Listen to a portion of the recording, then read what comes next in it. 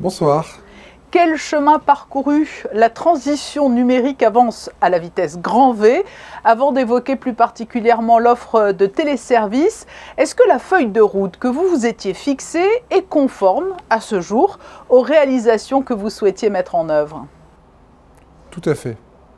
Nous avons fini un premier cycle de création d'infrastructures pour équiper la principauté des atouts de développement économique, mais aussi développement numérique qui en résultent. Le cloud souverain, la fibre, la 5G, l'identité numérique, la signature électronique, le guichet unique. Nous avons aujourd'hui les bases pour que le pays soit compétitif, attractif et que la qualité de vie soit bonne dans un monde numérique. Nous avons également travaillé sur chacune des thématiques, que ce soit sur l'éducation, que ce soit sur la santé, que ce soit sur la Smart City. Donc nous avons aujourd'hui sur chacun des aspects les bonnes bases, des réalisations et une accélération, notamment sur le sujet du jour, les téléservices, qui se développent de plus en plus, quasiment 80 téléservices développés en 3 ans. Au-delà de l'attractivité, la compétitivité, l'un des objectifs de départ, c'était donc pour partie de faciliter le quotidien des monégasques et résidents. Pour cela, vous l'avez dit, de nombreux téléservices ont été mis en place, près de 80, c'est ça, et cela touche toutes les facettes de la vie quotidienne? Je pense au service des titres de la circulation, où nous avons lancé récemment la prise de rendez-vous, 22 000 rendez-vous pris et presque 4 000 contrôles techniques. Je pense à la DENJS, avec qui nous avons annoncé la numérisation et dématérialisation des demandes de bourse, après avoir fait la cantine en ligne et l'inscription aux différentes écoles et institutions.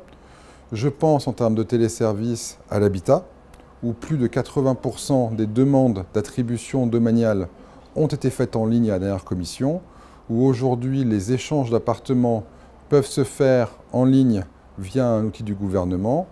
Je pense aux archives, qui peuvent être aujourd'hui tamponnées, certifiées numériquement et dont la conservation papier peut être évitée. Je pense à la prise de rendez-vous pour le service de l'emploi et la direction du travail, qui propose même des visioconférences ou des rendez-vous pris numériquement en physique. Donc aujourd'hui, et je parle juste de ce qui est arrivé les 2 derniers mois, mais aujourd'hui, pour le quotidien des monégasques et des résidents, les solutions numériques sont là.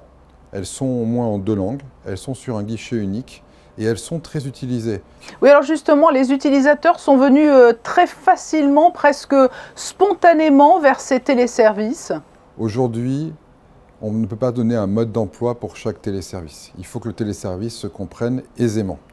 Le téléservice, il apporte déjà des avantages. Lorsque vous faites une demande domaniale, il y a beaucoup de cas possibles selon votre situation maritale, votre situation familiale. Le téléservice vous dit en fonction de votre situation, les documents à fournir, les questions à répondre. Donc ça limite le risque d'erreur, ça limite le risque de dossier incomplet.